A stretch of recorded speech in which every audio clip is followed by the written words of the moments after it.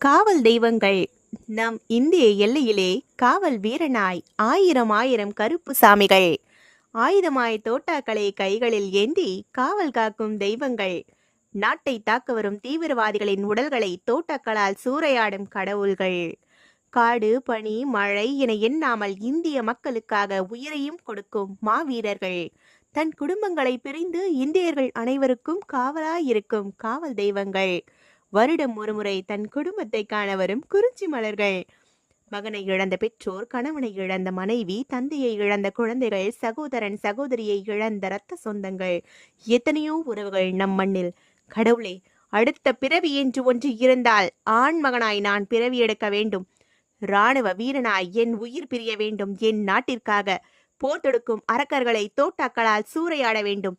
மாவீரனாய் இம்மண்ணில் புதைய வேண்டும். இராணுவ உடை அணிந்து என் பிறவி பலனை அடைய வேண்டும். வேண்டிக் கொள்கிறேன் உன்னிடமே.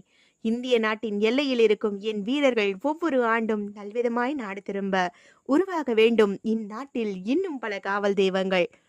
கார்கில் போரில் தன் இன்னுயிரை இழந்த வீரர்களுக்கு சமர்ப்பணம்.